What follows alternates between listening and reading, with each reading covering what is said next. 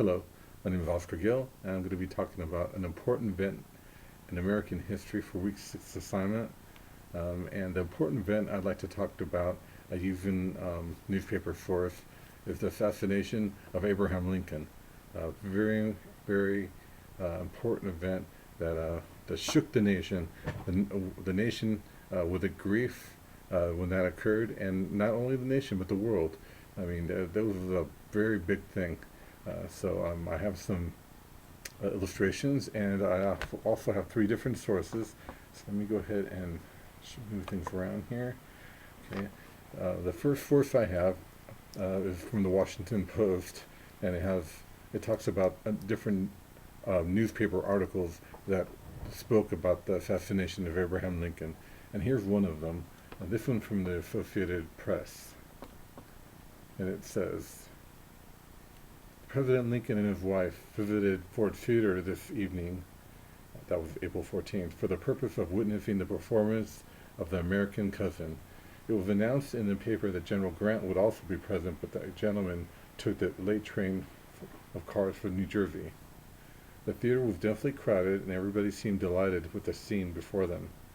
During the third act, and while there was a temporary pause for one of the actors to enter, a sharp report of a pistol was heard, which merely attracted attention, but suggested nothing until a man rushed in front of the president's box, waving a long dagger in his right hand, exclaiming, "Sic semper tyrannis," and immediately leaped from the box, which was in the second tier, to the stage beneath.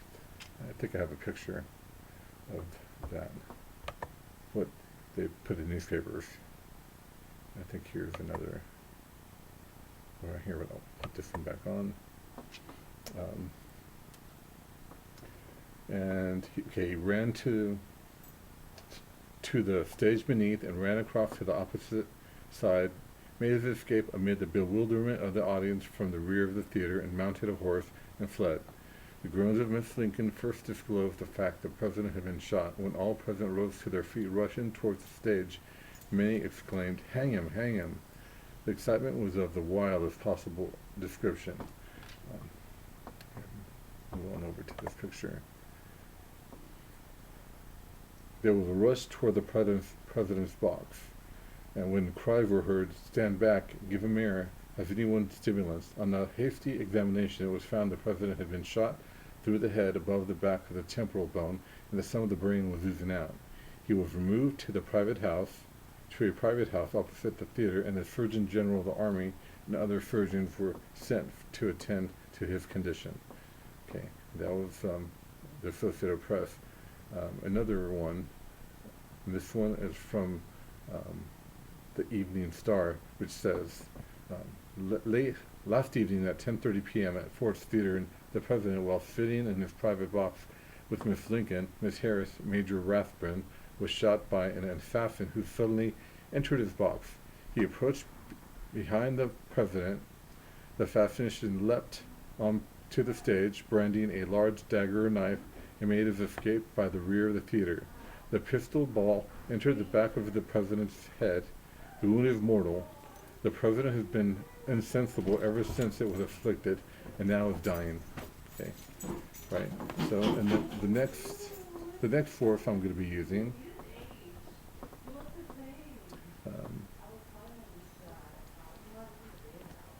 This one from Henry J. Fox,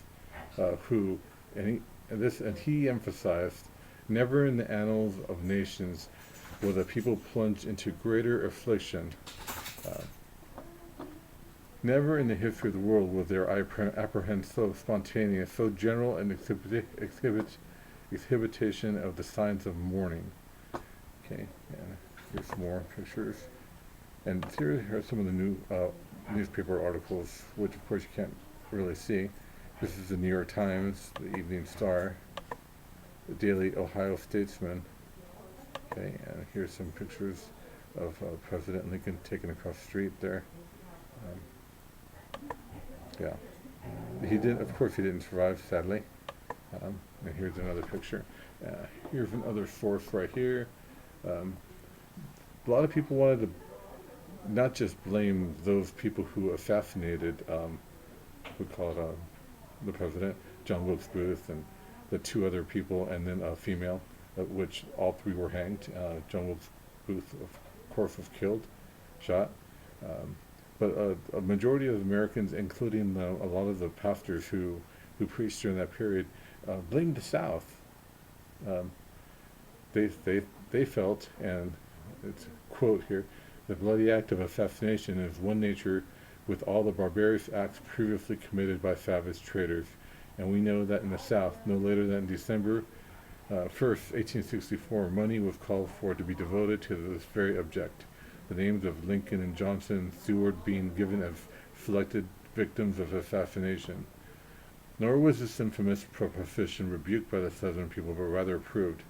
Let me not that the leading men of the South disapprove these acts. Tell me not that they mourn for the death of Lincoln. It is what they have wished for, and as the barbarous spirit led them to applaud the cowardly Brockes, so in secret soul they today approve the miscreant murderer Booth. That was a huge thing when Abraham Lincoln was killed. And I think it's very important that